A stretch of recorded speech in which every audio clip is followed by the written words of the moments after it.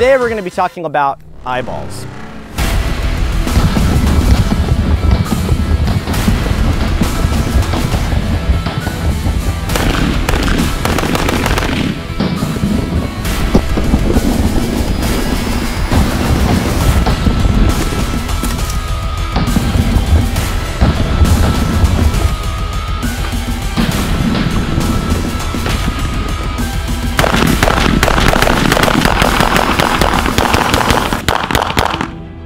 Specifically, how to use your eyeballs if you're a cross-eye dominant person.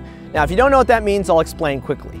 So the majority of people have what's called ocular dominance, and that is their brain favors one eye over the other for visual processing. But there's a very small percent of people who have balanced visual acuity. Their brain doesn't necessarily favor one eye over the other. But these people are basically mutants because there's very few of them. About 2/3 of the population are right eye dominant or regular eye dominant. So it'll be their right eye is dominant and they're right-handed, or they're left eye dominant and they're left-handed. But then you have 1/3 of people that are what's called cross-eye dominant. So if you're right-handed, your left eye is dominant, or if you're left-handed, your right eye is dominant. So how does this apply to shooting, rifle or pistol? Well, I happen to be a cross-eye dominant shooter, so I'd like to share my experiences. So I'm a big advocate of shooting with both eyes open. And the problem with being cross-eye dominant is, when I present the pistol, if I'm right-handed and left eye dominant, is the pistol doesn't necessarily line up with my left eye because I'm presenting the pistol with my right hand. So we have to do something to compensate. So there's 3 methods I'd like to bring up. And the first that I don't recommend is you simply cant the pistol to the side so that it lines up with your left eye. But this is not very good when it comes down to recoil management because now the pistol isn't level. The second method, which I haven't trained a lot on, but I have heard has a lot of advantages, is you keep your head straight and you simply move the pistol over so that your left eye is seeing the sights. Then this means that your arms aren't going to be 100% even with your body, but once with training and you getting accustomed to this, I do believe this method is very effective, and the people that I've talked to who've been doing this say that it works really well.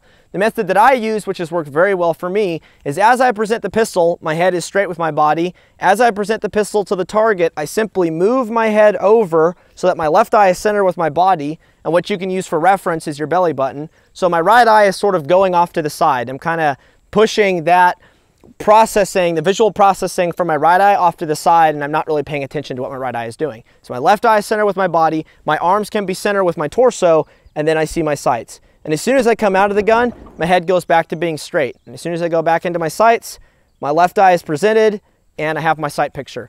So that's the method that I've chosen to use, and it works very well. So I've heard people say that using a pistol optic, such as a Delta Point or an RMR, solves your problems if you're cross-eye dominant. But I'm going to say that's utter rubbish, and here's why. So I have a Trijicon RMR right here, and the problem is my eyes are a little under 3 inches apart, and this is a very small viewing window on optic, and I don't hold this pistol very far from my body.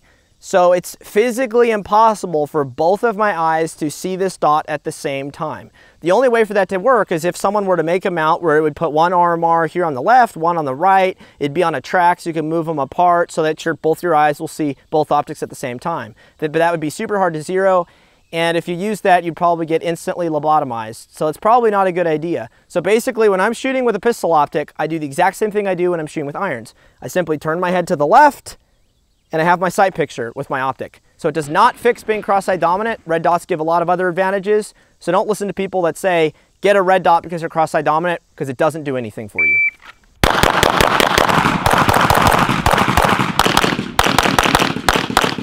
So now for the doozy of all of this, and that is, how do you shoot rifles if you're cross-eye dominant? Well, I see a lot of people who say if you're cross-eye dominant, you need to shoot your rifle on your left shoulder so that your dominant eye is looking through the sighting system. That definitely works, but let's face it, the majority of us shoot better if we keep the rifle in our dominant hand. So for me, I keep the weapon in my right hand, and so I can work fire control with my right hand. Obviously, we want to be as ambidextrous as possible and be able to shoot effectively with our left hand, but the majority of us are always going to be more effective with our dominant hand. So basically what happens is you're going to take a hit one way or another if you're a cross-eye dominant person. Either you're going to lose a little bit of visual acuity shooting through your sighting system with your right eye, but you're using the weapon in your dominant hand, or you use the rifle in your non-dominant hand and then you use your dominant eye. So you kind of have to pick your poison in this regard, and I'm going to talk about how to use sighting systems with your non-dominant eye.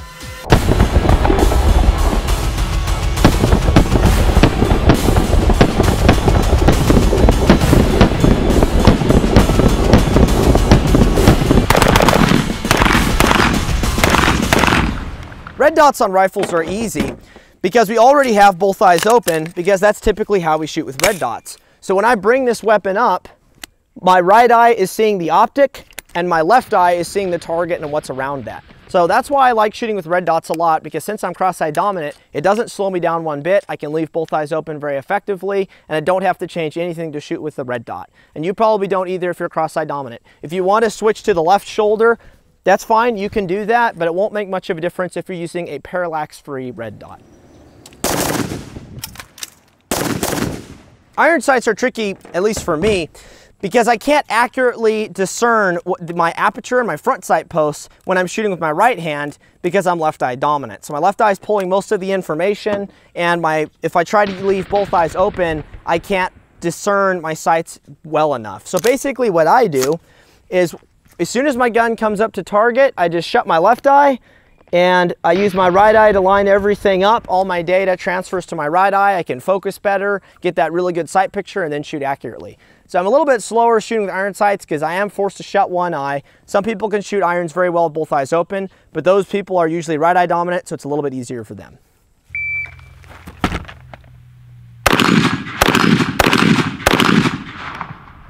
So variable optics gets interesting if you're a cross-eye dominant shooter. So just gonna get rid of the BCM and the Benelli. So here I have an EOTech Voodoo 1:6, and when I shoot a variable optic, I typically have to shut my left eye if I have the optic powered up to 6 or anything above 1 power.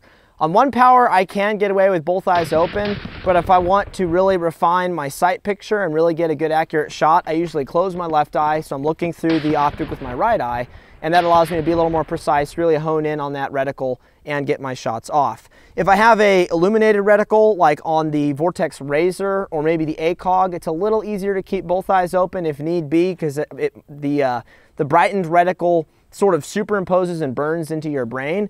But this Voodoo doesn't brighten up too much, so I typically have to shut my left eye. If I have the Elcan here, the Elcan gets pretty bright, which is nice, so I can keep both eyes open pretty good through this if I'm on 1 power. As soon as I switch to 4 power, then I usually have to shut my left eye. I have a doctor sight on here that allows me to bring my head up with the optic, and then I'm able to open up my left eye if I was already shut, and then I can use both eyes open for extra situational awareness and all that good stuff, being a cross-eye dominant shooter.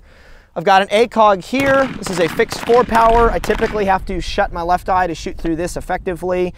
The bend-in aiming concept does not really work for me, because the bend-in aiming concept generally requires that your dominant eye is looking through the ACOG if you're shooting with both eyes open. And since my dominant eye is my left eye, and I like to shoot right-handed, that doesn't quite work for me. Now, if I'm running something like this is my Daniel Defense 5V1, and I have a Night Force 2.5 to 10 and an RMR at 32 degrees or 33. I shut my left eye to use the scope, and then as soon as I move over to the RMR, I can open up my left eye and run both eyes like a normal red dot. So I like that a lot. Obviously, for close range stuff, I can use the RMR, and then for longer range stuff, I can shut my left eye and use the Night Force. So that's very convenient.